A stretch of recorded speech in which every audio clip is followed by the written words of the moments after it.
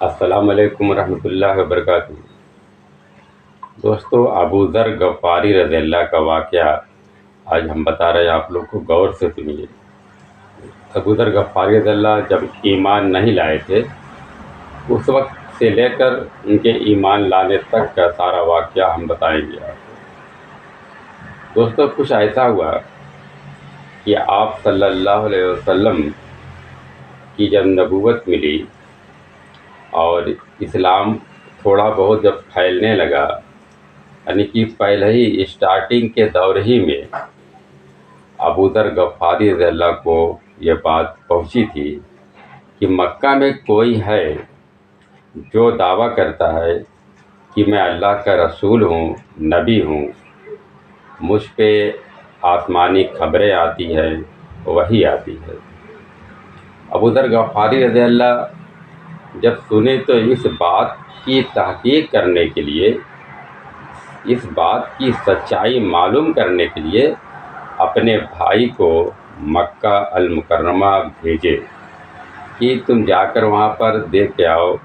کہ وہ کون آدمی ہے اور کیا کرتے ہیں، کیا بتاتے ہیں، اور ان کی ساری باتیں بہت غور سے سننا، سارے حالات کی تحقیق کر کے، سارے حالات کی معلومات کر کے تب آنا۔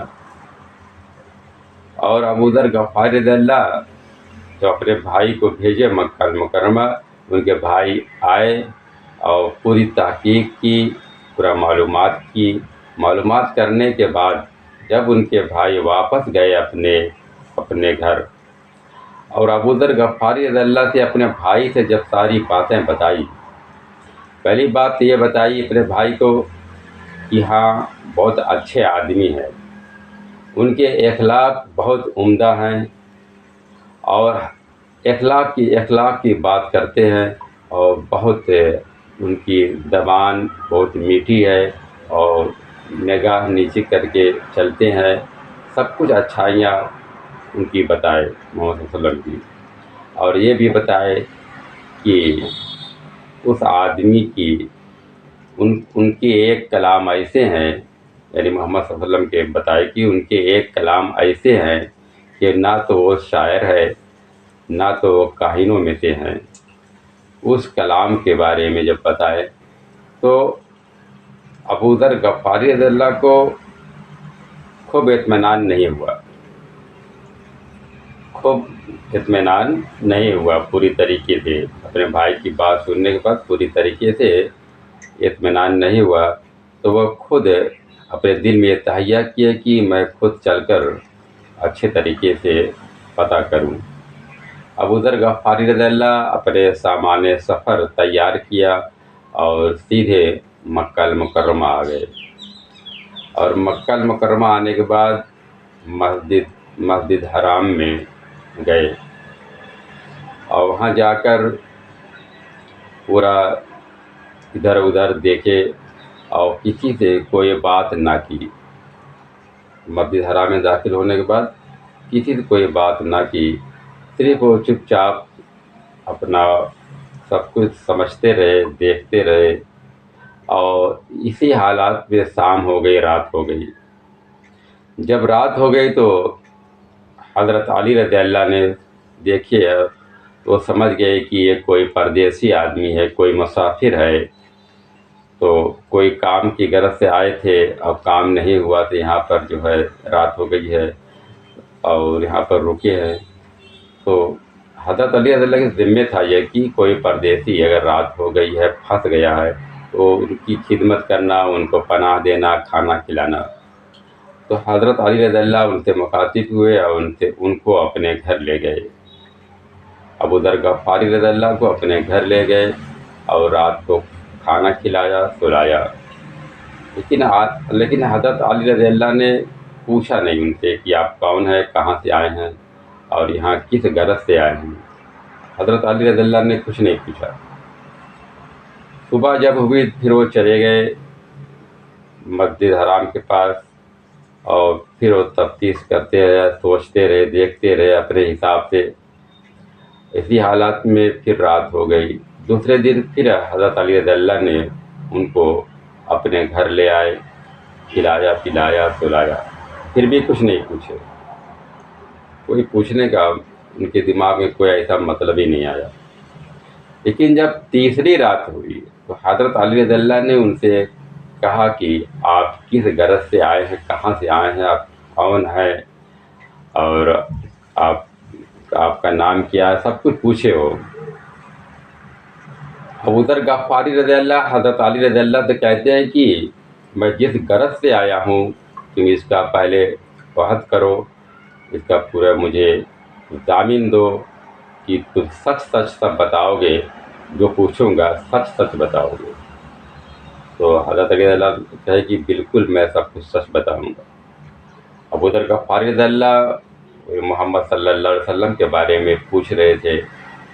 ساری باتیں کہ کیا یہ حقیقت ہے کہ یہ اللہ کے رسول ہیں محمد صلی اللہ علیہ وسلم،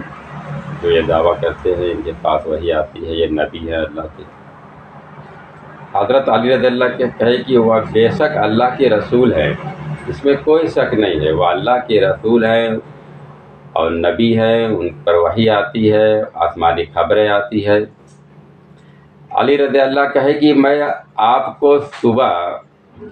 محمد صلی اللہ علیہ وسلم کے پاس لے جاؤں گا، ان سے ملاقات کراؤں گا مسجد میں۔ لیکن اس وقت اسلام دشمن کا بہت زور ہے، ہر طرف سے اسلام جو پھیل رہا ہے اس پر بہت نظر رکھی جا رہی ہے، اس لیے تم میرے ساتھ جب چلنا تو اگر کوئی آدمی سامنے سے یا پیچھے سے کوئی آ گیا اور یہ اندیشہ ہمیں ہو گیا کہ آدمی سے کوئی ڈر ہے، خطرہ ہے، تو ہم پیشاب کرنے کے بہانے سے یا اپنا جوتا ٹھیک کرنے کے بہانے سے وہاں پر رکیں گے، تو تم رکنا نہیں، تم سیدھے چلتے رہنا۔ اگر رک گئے لوگ جان جائیں گے تو تکلیف پہنچائیں گے، کچھ بھی کر سکتے ہیں، مار بھی سکتے ہیں، کیونکہ محمد صلی اللہ علیہ وسلم کے اور محمد صلی اللہ علیہ وسلم کے جو کچھ لوگ ایمان لائے تھے ان کے ملنے جلنے والوں کو بھی تکلیف دی جاتی تھی، بہت زور تھا، مخالف بہت نظر رکھے ہوئے تھے۔ تو حضرت علی رضی اللہ ان کو سیدھے مسجد حرام میں لے کے آئے۔ ابو ذر غفاری رضی اللہ محمد صلی اللہ علیہ وسلم سے ملے، سلام کیے، دعا کیے، ملے، اور سب کچھ ملنے کے بعد، بات چیت ہونے کے بعد ابو ذر غفاری رضی اللہ فوراً ایمان لے آئے، فوراً ایمان لائے، محمد صلی اللہ علیہ وسلم سے بات چیت ہونے کے بعد فوراً ایمان لے آئے۔ لیکن آقا محمد صلی اللہ علیہ وسلم ابو ذر غفاری رضی اللہ سے یہ بھی کہے کہ ابھی تم چپ چاپ بس بچا کر اپنی قوم، اپنے گاؤں میں چلے جاؤ، اپنے قوم کے پاس، اور جب اسلام کا غلبہ ہو جائے گا، جب اور بڑھ جائے گا اسلام، بول بالا ہو جائے گا، تب تم واپس آ جانا، ابھی بہت ڈر ہے، ابھی بچ بچا کر تم رہو اور چپ چاپ اپنے قوم میں چلے جاؤ۔ ابو ذر غفاری رضی اللہ بہت جوش میں آ گئے، کیونکہ ان کے اللہ تعالیٰ کی ہدایت دی، ان کے دل میں سے ایمان اتر گیا، یہ اتنا ایمان اتر گیا، اتنا ایمان پکا ہو گیا کہ اتنے ولولے میں آ گئے، پورے جذبے میں آ گئے، اور کہنے لگے کہ جس کے قبضے میں میری جان ہے میں اس کی قسم کھاتا ہوں کہ یہ دین جب سچا ہے، یہ دین جب حق ہے تو کسی باپ سے کیا ڈرنا۔ ابو ذر غفاری رضی اللہ ترنت مسجد حرام میں آئے اور بہت زور زور سے اشہد ان لا الہ الا اللہ و اشہد ان محمد رسول اللہ بہت زور زور سے پڑھنے لگے، اور یہ کلمات سن کر وہاں کے چاروں طرف سے کفار مکہ والے ان کے اوپر ٹوٹ پڑے اور مارنے لگے، بہت مارے، ایک دم یعنی کہ مرنے کے قریب ہو گئے۔ آپ صلی اللہ علیہ وسلم کے چچا حضرت عباس رضی اللہ جو کہ ایمان اس وقت نہیں لائے تھے، عباس رضی اللہ ابو ذر غفاری رضی اللہ کے اوپر لیٹ گئے اور مکہ والے نے کہا کہ تم لوگ کیا ظلم کرتے ہو، یہ قبیلہ غفار ہے اور ان کا یہ قوم کے جہاں رہتے ہیں وہ شام کے راستے میں پڑتا ہے،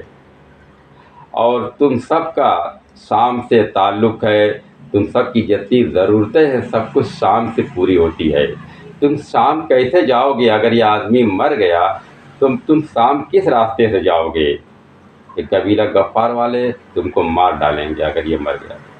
تمہارا شام کا راستہ بند ہو جائے گا۔ یہ سب باتیں سن کر